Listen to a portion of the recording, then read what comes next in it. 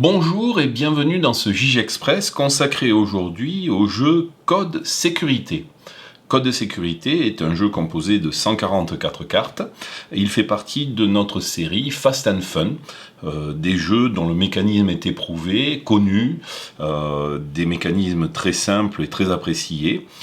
C'est des jeux qui peuvent être mis en œuvre dans des temps assez courts, pour un quart d'heure sécurité, pour un début ou une fin de réunion, pour des journées sécurité par exemple, et que tout le monde peut utiliser sans formation particulière. Ce jeu peut se jouer de 4 à 10 voire plus joueurs. Et donc vous trouverez dans la boîte les règles du jeu, bien évidemment, 144 cartes dont nous allons voir les différents profils, et également un petit support pour les cartes grilles que nous allons voir dans un moment, qui vont être le guide pour les responsables sécurité des deux équipes. La première chose que l'on fait, c'est séparer les participants en deux équipes et désigner au sein de ces équipes deux responsables sécurité.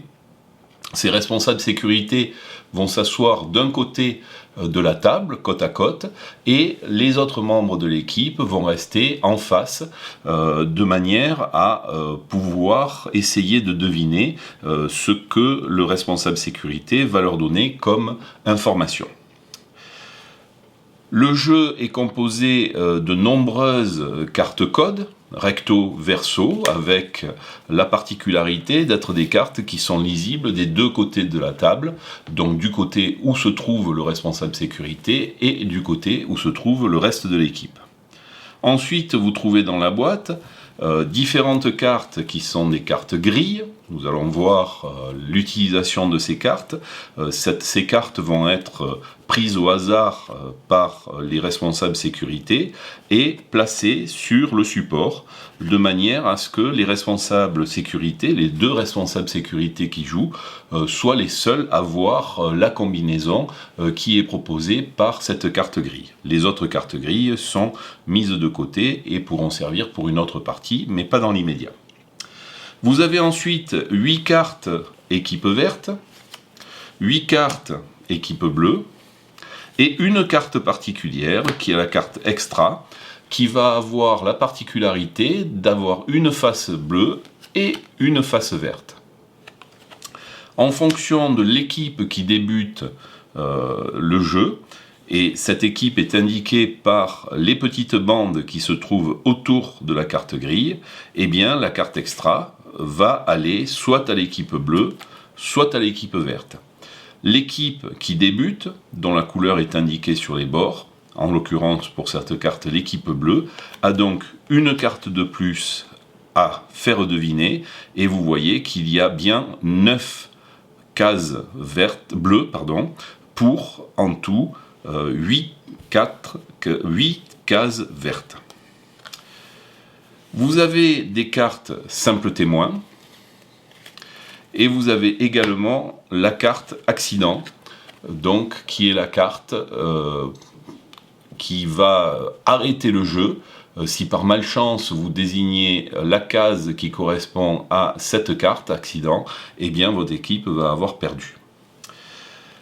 Ce qui va se passer, c'est que les responsables sécurité vont mélanger les cartes codes de manière à avoir dans les mains les différents codes et vont réaliser un tableau de 6 par 4 cartes codes. Donc je vais répartir mes cartes codes de cette manière-ci. 1, 2, 3, 4, 5 et 6. Donc ces cartes codes vont constituer ma première ligne. Et je vais ensuite, de la même manière, pouvoir faire une deuxième ligne, puis une troisième, et enfin une quatrième. Donc ces cartes vont composer une grille, et la grille, la carte grille que j'ai sous les yeux, désigne de facto les différents codes qui appartiennent à l'équipe verte, ainsi que les différents codes qui appartiennent à l'équipe bleue, et enfin les codes neutres qui sont en jaune, et l'accident qui se trouve localisé ici. C'est-à-dire qu'avec cette grille, la carte accident correspond à la carte portant le mot compétence. Donc il faudra faire en sorte qu'en aucun cas mon équipe choisisse la carte compétence en répondant aux indications que je vais leur fournir. À tout moment, bien évidemment, la carte grille est gardée secrète pour les deux responsables sécurité qui peuvent la consulter, mais en aucun cas elle ne doit être vue par les autres membres de l'équipe. L'équipe désignée par la couleur du bord donc commence, c'est celle qui a reçu la carte extra. Le premier responsable sécurité va donc chercher à faire deviner différentes expressions. Ça va être également le rôle de l'autre responsable sécurité. Et pour cela, il va utiliser deux étapes. Première étape, donner un mot ou une expression liée à la sécurité, bien évidemment, à la santé ou à la prévention.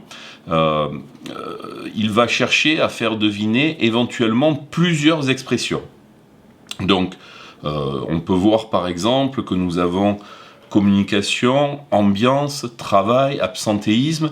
Je vais chercher un point commun de manière à pouvoir désigner plusieurs mots en même temps. Et donc, je vais donner une expression et ensuite un chiffre qui va correspondre au nombre de mots, codes qui appartiennent à mon équipe et qui pourraient effectivement être utilisés. Donc la première chose que doit faire le responsable sécurité, c'est analyser pour le responsable bleu les cases qui composent les codes qu'il a à faire deviner, et pour l'équipe verte, bien sûr, le contraire. L'équipe verte doit le plus vite possible avoir identifié les 8 codes de la grille correspondant à l'équipe verte, et même chose pour l'équipe bleue, mais avec 9 codes. Donc, les codes qui appartiennent à l'équipe bleue sont les 6 cartes qui se trouvent ici, de mon côté, les 2 cartes ici et celle-ci. Donc, troubles musculo-squelettiques, chance, DUER, repérage, savoir-être, électrocution, protection auditive, secours et explosif.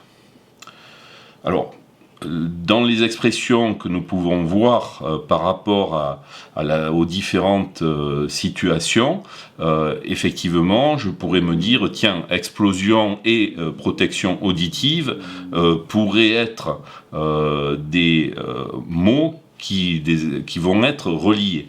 Par exemple, si je suis responsable sécurité de l'équipe bleue, je peux donc, pour essayer de faire en sorte que mon équipe sélectionne à la fois protection auditive et explosif, dire